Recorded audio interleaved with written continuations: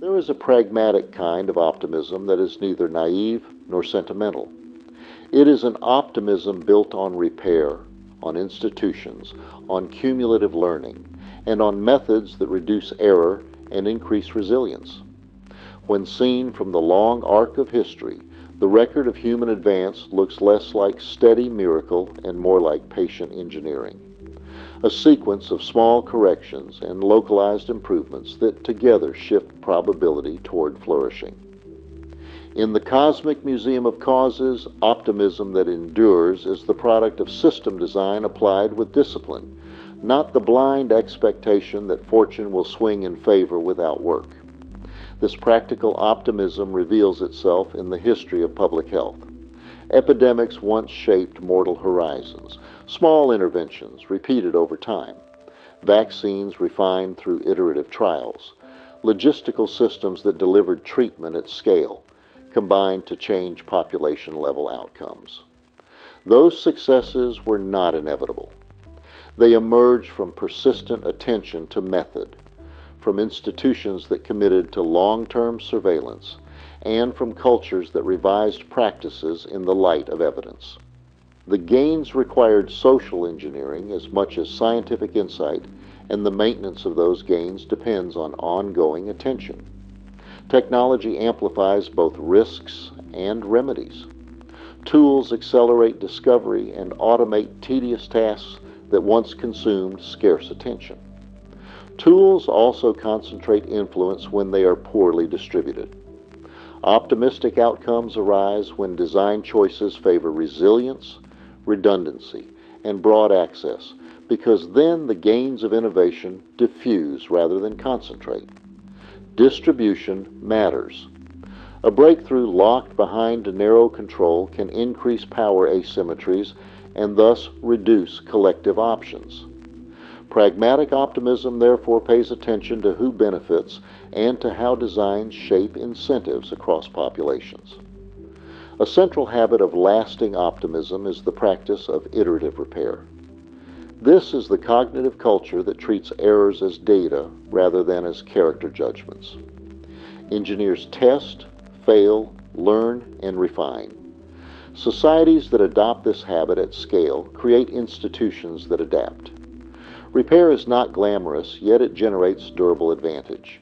Maintenance that is systematized prevents small failures from cascading into social collapse.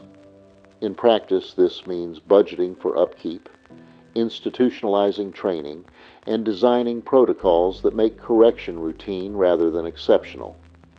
Statistics also underwrite pragmatic optimism. The arithmetic of small probabilities compounding over many trials produces reliability at scale. A medical intervention that is unlikely to succeed on first try yields population-level benefits when iterated across many contexts and refined through feedback. Social innovations propagate similarly. Local experiments that demonstrate gain spread through imitation and institutionalization. The multiplication of modest wins is the quiet engine of civilization. Optimism grounded in system building uses these statistical mechanics to convert low probability events into dependable trends. Curiosity fuels the pipeline of solutions by supplying the raw material for innovation. A culture that prizes inquiry produces a diverse field of minds that sample the adjacent possible, exploring ideas that are feasible given current knowledge and resources. These feasible experiments, while modest, nudge the system toward more workable configurations. The adjacent possible is rarely a landscape of utopias. It is a stepping ground of incremental improvements that, when aggregated, change outcomes. Curious attention thus becomes a civic asset that feeds long-term progress. The political architecture matters. Governance design is an engineering problem. Rules, norms, and incentive structures are the levers that shape which actions repeat and which fade. A political order that aligns incentives with maintenance and long-term value creation produces durable institutions. Conversely, Systems that reward short-term extraction generate fragility. The pragmatic posture of optimism is to seek governance that embeds maintenance into incentives. Optimism, in this view, becomes a public technology, a set of institutional levers designed to increase the resilience of social systems. Education expands the bandwidth of a society by equipping more minds to participate intelligently in repair and innovation. Baseline competence distributed broadly creates redundancy, and redundancy is a hedge against single points of failure. Training in practical crafts, scientific methods, and civic reasoning seeds. Communities with the capability to notice decay and apply repair. Education is therefore infrastructural. It supplies the human capital necessary for systems to self-correct across generations, and it increases the probability that local experiments will find durable niches. Markets can be harnessed for optimistic outcomes when they are well designed. Market mechanisms scale coordination and allocate resources efficiently when price signals reflect true costs. They also risk driving short-termism when left unchecked. The task is to design market governance that internalizes long-term costs and rewards sustainable value creation. Adjusting pricing structures, aligning property rights to protect commons, and designing financial incentives that favor maintenance over exploitation are practical levers. Pragmatic optimism treats economic policy as part of engineering, not as an abstract virtue. Transparency functions as a diagnostic instrument. Opaque systems hide failure modes until it is too late. Monitoring and measurement allow for early intervention. Independent auditing, open data practices, and public accountability create conditions where errors can be spotted and corrected. The science of monitoring is the backbone of repair. Visibility creates corrective pressure. Visibility thereby supports optimism by enabling timely course corrections and preventing small degradations from becoming systemic failures. Cultural norms shape the distribution of social esteem. Cultures that admire steady competence and public service produce different incentives than cultures that valorize spectacle. When quiet tending is admired, people find meaning in the work of repair. Hero worship of singular breakthroughs skews attention to spectacle, but social honors for craftsmanship diffuse the motivation for long-term maintenance. Craftsmanship, patience, and documentation thus become social capital in an optimistic culture, and the stories that celebrate such work help anchor institutions to long-term purpose. Ecological constraints place real limits on resource use, and pragmatic optimism respects planetary boundaries. Thermodynamic realities and biophysical limits impose ceilings on growth when systems are mismanaged. The creative challenge is to discover regenerative cycles that maintain complex life without exhausting foundational systems.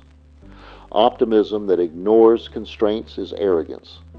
Optimism that embraces limits becomes a design problem about circular economies, restoration, and the cultivation of resilience at the scale of ecosystems. Philosophically, this optimism pairs hope with realism. It values imaginative futures but tests them against the ability of institutions to hold. Moral imagination proposes possibilities, and pragmatic optimism converts those possibilities into scaffolded experiments that are iteratively improved. The ethic is not utopian dreaming, it is experimental scaffolding. It is the fine art of converting potential into durable outcomes by specifying how success will be measured and how failure will be corrected. Technology requires ethical foresight. Innovations create dependencies and can produce failure modes that are not locally apparent. The ethical task is anticipation. Scenario planning, contingency design, and fallback systems become part of responsible engineering. Preparedness is not a refusal of ambition. It is a discipline that ensures progress does not amplify fragility. Systems that are built with reversibility and modularity permit correction when errors are discovered, and that capacity for correction is itself a core component of optimistic design. A cognitive practice that supports this form of optimism is daily experimentation at human scale. Small trials produce immediate feedback. The method resembles scientific practice applied to social life. The aim is not heroic conquest, but targeted reduction of uncertainty. Practitioners apply modest changes, measure outcomes, and adjust. Over time, the aggregated evidence guides larger institutional reforms. Incrementalism in this sense is a form of disciplined hope. It converts curiosity into procedures and goodwill into measurable gains. Infrastructure history offers practical lessons. Systems that incorporate redundancy, human readable controls, and local maintenance resources survive stress better than elegant. But brittle designs. The classic example is when simple manual overrides allow a trained operator to avert catastrophe. Optimistic builders design with survivability in mind. They prefer reversible choices and fail-safe defaults that allow recovery rather than lock in irreversible harms. Survivability is a choice that trades short-term efficiency for long-term durability. The arts and shared narratives bind communities to long-view projects. Rituals of remembrance, public works that commemorate repair, and stories that celebrate maintenance connect present labor with future continuity. Beauty functions as social glue. It aligns attention and sustains the motivational energy required for long-duration projects that produce public goods. When aesthetics are oriented toward stewardship, they help sustain practices that preserve complex systems. Demographic realities shape the capacity for repair.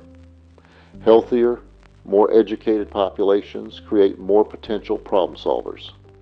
Inequality and poor public health constrain collective attention. Policies that reduce preventable suffering expand the collective bandwidth for enterprise and repair.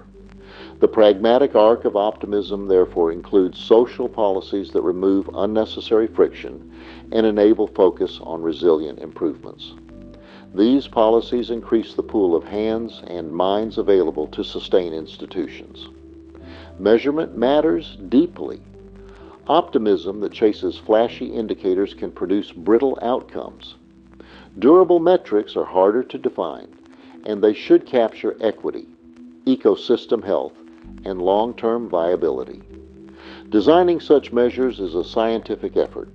It requires interdisciplinary collaboration and a tolerance for complexity that refuses simple reductionism. Measurement that reflects the true quality of life supports decisions that favor sustainability over spectacle. There is a moral architecture to stewardship. Stewardship practices embed maintenance into cultural and institutional routines. They design incentives for repair, fund training for caretakers, maintain knowledge archives, and ensure that institutions age gracefully. Stewardship reframes optimism as a responsibility. Optimism without care risks disaster. Optimism with stewardship builds the conditions for flourishing and shifts the moral priority from novelty to durability. Global coordination is part of the pragmatic solution set. Many risks are transnational and require cooperative frameworks. Agreements that manage shared resources, that coordinate pandemic response, that align climate mitigation and adaptation are examples. Cooperation is difficult because it must reconcile differing priorities, yet it remains a central lever for optimistic outcomes at planetary scale. The technical challenge of coordination is matched by the moral task of equitable burden sharing. The private sphere matters too. Households, neighborhoods, and small organizations are the laboratories where practices are forged. Local experiments in community. Governance in mutual aid in neighborhood scale resilience produce models that scale. The local is where repair becomes visible and practiced. These seed projects often inform larger reforms when they show stable value. They are the proving grounds for institutional innovation. Civic literacy anchors the system. Citizens who can read institutions and understand trade-offs participate more effectively in democratic repair. The civic skill set includes the ability to interpret data, to weigh probability, and to tolerate provisional conclusions. Civic education that fosters such skills improves collective decision-making. When publics can reason about risk and reward, they become better partners in institutional maintenance and better stewards of shared infrastructure. There is a final existential comfort to this approach. Seeing progress as an engineering project anchors hope in practices rather than in blind faith.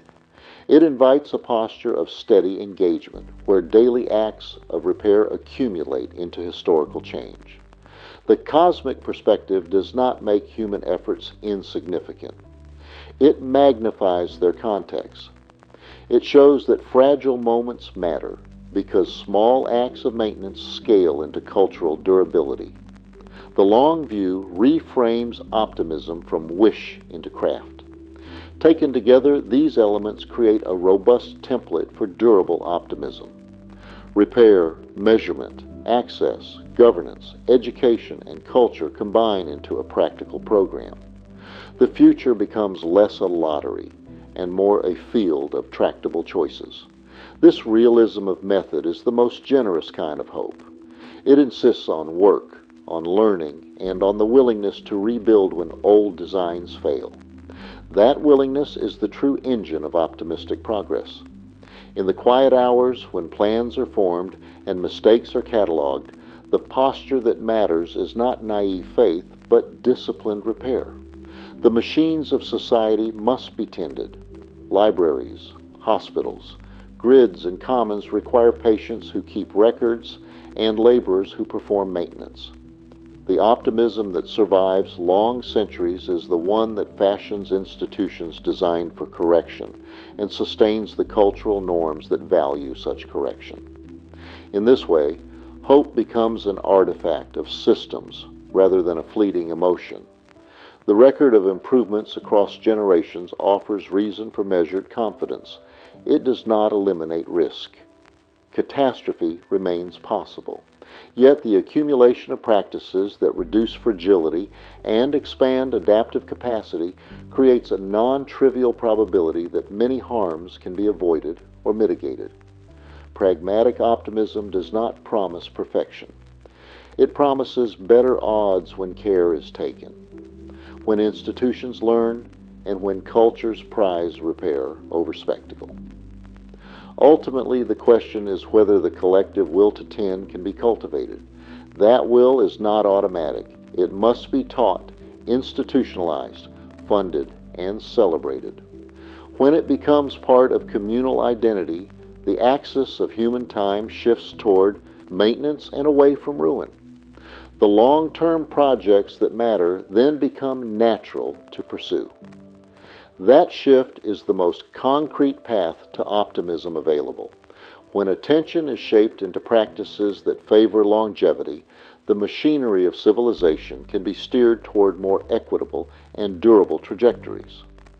The moral imagination is preserved and extended.